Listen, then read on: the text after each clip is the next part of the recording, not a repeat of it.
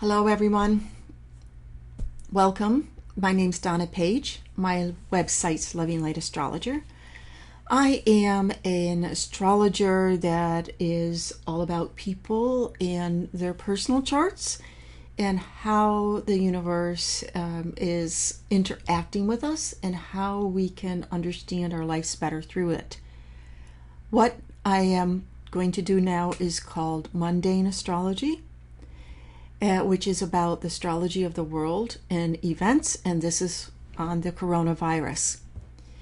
Since I have a psychological viewpoint of things, I will also include what the planets, what the deeper meaning is in these complicated times.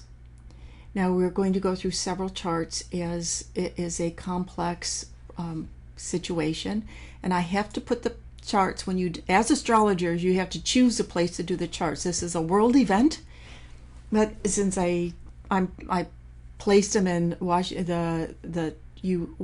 do, right? If you live in the UK, you're going to place it for London. If you live in, right, whatever country you live in, you place a chart for where your capital is. So I am placing these charts in Washington, D.C. mostly. There is a lot to be said that this is all about the Saturn-Pluto conjunction, which happens every 40 years. And the Saturn-Pluto conjunction, my ears were I've been following the coronavirus very closely since January in China, as the Saturn-Pluto conjunction here. It's very much about overthrowing or changing governments or corporations that are functioning on the lower side of the planet's energy, the lower side of humanity, such as greed, corruption, violence, manipulation, control, that does not have at the heart of its citizens or its employees in mind. And every time we have a Saturn-Pluto conjunction, when it's in a different sign, it talks about the different places that this will evolve. And I wrote about it, the last one. In Libra, in 81, 82, was this transformation in relationships. And you can see how relationships, the divorce rate, everything. The one before was in Leo, and that desire to find one's, what do I want to do when I grow up, the baby boom era. The one before it was in Cancer, and the huge, which happened during really impacted in the Depression. And let's say it was so strong when Pluto was in Capricorn, how it changed family and family structures since the Dust Bowl and people moving. So in Capricorn, it is about Capricorn stuff, which is governments and corporations. Okay, it's more than that, but like we're talking mundane here. So obviously, when you saw the coronavirus going on in China and how they were trying to keep the lid on it and reprimanding the doctor who ended up dying, trying to alert only his other doctor pals in a private thing, right? Anybody, and the squashing of the beating of the citizens and the locking them in there. It just went on and on and on. The atrocities is like, okay, does this mean that the people will rise up? Will they rise up and say, no, we do not want to be controlled and manipulated and taken advantage of? And maybe that's so. It's a long cycle. It is a long cycle, so we will not know for many years, but this is planting the seeds. Virus is a Neptune thing. So even though the Saturn-Pluto conjunction has deep, deep meaning, and it happened January 12th, right, when it started the virus started to get hold in China and come out. It's like something is going on here, big deal. The virus itself is ruled by Neptune. So we go back to, there's no way to know, like, who ate the first bat soup or whatever, was it created in the lab? There's no way to know that. But we know as astrologers that viruses are a Neptune thing. And we have the Sagittarius new moon, November 26th. And Sagittarius, Neptune was stationed, meaning it was very, very strong. And the other point of Neptune is at 15 degrees of Pisces, halfway through the sign of Pisces. And many times when one of the outer planets hits the 15-degree mark, we can see, it's like, okay, what is this all about? I personally thought it was going to be about the opioid epidemic and crisis, and there would be more, because that it has been very Neptunian. In the country I live in, the United States, I apologize for some of our leaders, but hey,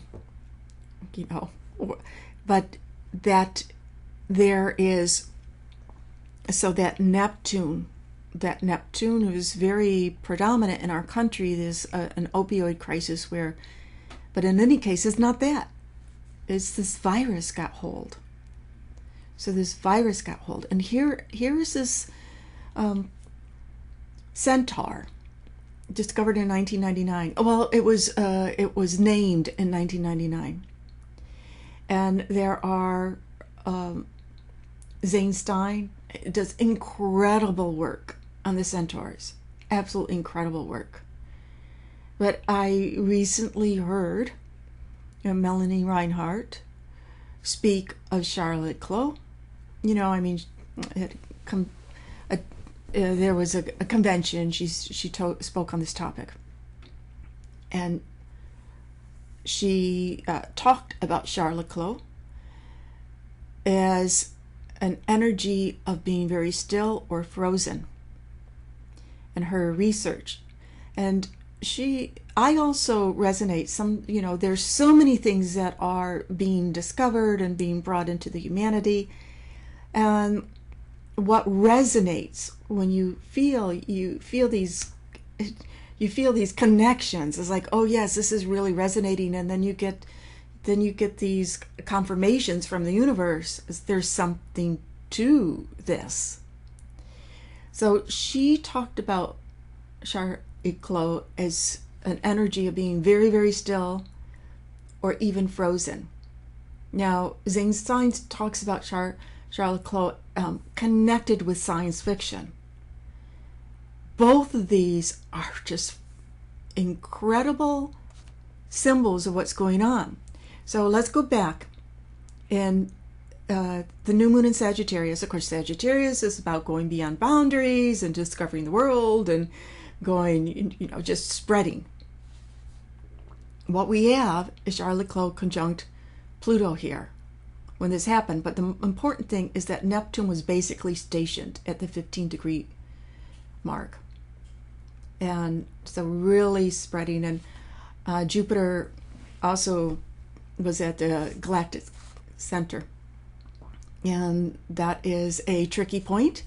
Many times one thinks of the galactic center as like, yeah, that's just a great energy, but it also can be this where everything gets consumed. So it also can be a very, very tricky energy. And Venus is at 0 degrees Capricorn, which we will come back to this 0 degree mark. Okay, so we're setting the scene of what's Neptune saying? The Neptune energy is really spreading things. Then we get to the Saturn-Pluto conjunction, January 12th. And we have Charlotte Clow conjunct the Saturn-Pluto conjunction with all of this. And Mercury's here too. Suggesting the Saturn-Pluto conjunction. Yeah, the bigger picture is going to be about changing corporations and becoming, hopefully, more humane to employees and to an understanding of humanity. And we have in this particular mundane chart set in Washington, D.C. is Uranus on the ascendant. So Uranus is about change, unexpected change, and get ready for it because things are, things might not go the way we expect them to. Okay. Now, when we go into the Sun and Aries, so we have this ingress chart, and Dr. Lee Lehman just has done his wonderful video on mundane astrology and looking at the virus from the points of these charts, the equinox, the solstice charts, and because they were used in ancient times to quote unquote predict the future of what would happen.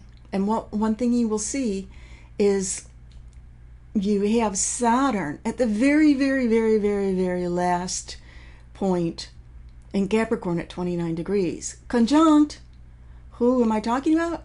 Charlie Clos. The process of being still.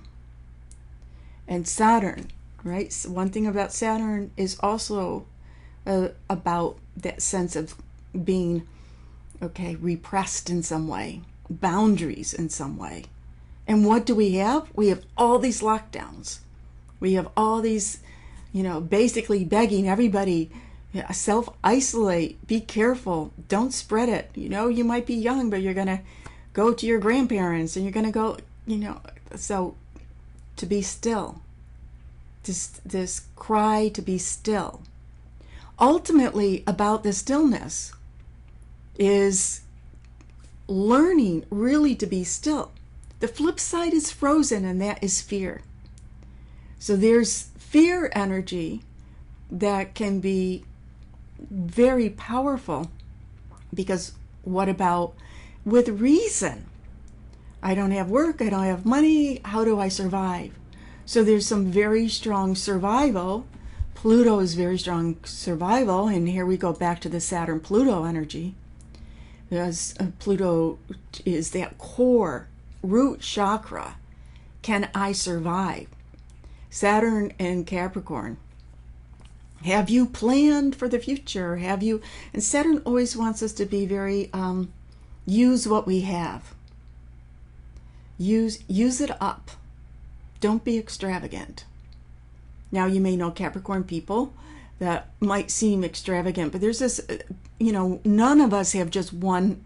We all have all of the signs in our chart. We have 10 planets, right? There's lots other asteroids and everything to look at. But there is also, we're complex. But there is a core part of Saturn that says, do you use what you have? And are you prepared have you planned, have you prepared for the future? And with Charlie Clos, this frozen energy can be triggered because of the survival of Pluto. Now, going back to the this chart here, the Aries ingress chart with Saturn as the void planet. The void planet is whatever planet, this more or less. This is the easy way to remember it. So look at the planets and which one is is closest to 30. Which one is the highest number, because the planets go from start at 0, go up to 29, right? 30. There's 30 degrees in a sign. And that more or less is the void planet. There's, certain the rules, is it a sextile? Is it that are Ptolemaic aspects? But basically the void planet is the last planet, the last energy that we are left on. So think of it this way. You're having a conversation with somebody and it's going fine, it's going good, or you're talking about it, but then it ends on this sour note, or this ends on this depressed note. And that's Saturn there is ending on this difficulty, this negativity in a way. You better be careful, maybe and Saturn Capricorn is so much about woulda, shoulda, coulda. if only I knew, I would have, should have, could have this, right? So we have a little bit of that going on. And then we can also go to, when will it get better, right? So right now, there's this raging energy that comes in, and this fear energy, and this be still energy that comes in. And what about the United States? This is mundane astrology. The United States chart is very, look at 13 degrees of, we all celebrate the birthday of the United States on July 4th. I use the Sibley chart. And we have an eclipse. We have a lunar eclipse on July at 13 degrees, right? July 5th. It's right after midnight. July 5th. And that is, let's see if I have this bi-wheel for you. I think, oh no, I don't. Well, let me get the bi-wheel for you with the lunar eclipse, and you will see, more or less, that we have the sun, right? And the moon is eclipsing the sun of the United States chart. Now, you can also go into other interpretations of that. Is the sun in the chart in who does it represent? It can represent the leader, and leader being eclipsed. But the sun itself of the chart of the United States, there's a sense of something big happening, being the country being quote unquote eclipsed.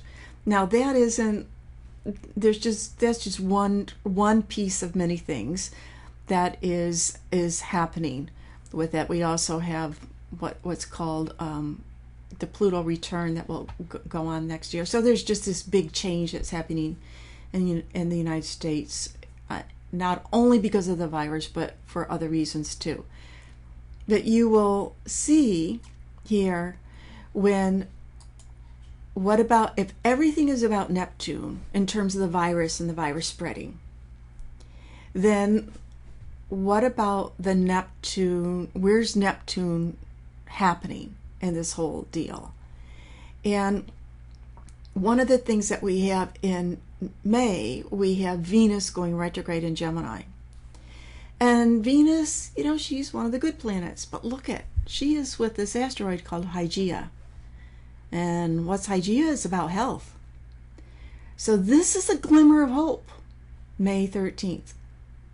I spoke, I don't know how long ago, whenever I did the full moon in Virgo, or I talked about after the new moon in Pisces. I said, look, we're not really going to see stuff until the full moon in Virgo because there was such a strong Neptune. And that was the week that things really started to kick up. And Italy going off the charts and the craziness there. But goes back to the hope. Now, even though this is, let me put this here, Washington. Even though I am setting these charts for the states, the planets are these planets no matter where you are. So they are no matter where you are, the planets are the planets. And we have Venus square Neptune when she goes retrograde. So here is another very strong energy with Neptune. But the real strength of Neptune again will be when Venus is going retrograde on June 23rd. So all of these are showing that there's going to be things revealed. And when Venus goes direct, that most likely, and we have the Sun conjunct Hygeia, when Venus goes direct June 25th, that is when I think that there will be a lot more resolution for a lot of the crises, a lot of the situations, for many, many individuals. We will still have, at that particular juncture, we will have Mars as the void planet. You see, Charlotte Clos is still at 28, but Mars at 28 of Pisces. So Mars is about action, and it also is about anger. And anger, it's actually conjunct a fixed star called Shiat, so which is close to the fixed star called Shiat, sorrow and suffering. So anger and frustration over being victimized in some way because of the situation, anger and frustration over loss of whether it's a friend, a parent, spouse, loss, that or someone that you know, you hear about it from different places. But by the Venus direct time with the Sun conjunct Hygeia, this is a promise, astrologically speaking, that there, and also we have this really good Jupiter-Pluto conjunction that also makes promises of something big in terms of, it can be of discoveries, it can be of opportunities. What's the opportunity in this? And if so much of this is about learning to be still and not to be frozen with fear, what promise can you make to yourself and find that inner stillness? And people are going to say, what's good about it? Yeah, I can catch up on my reading, I can catch up on my Netflix, I can catch up on this. So, but the key to being able to do this is not going into the Saturn, Pluto, woulda, shoulda, coulda fear, energy around that, or the Charlotte Clos frozen fear.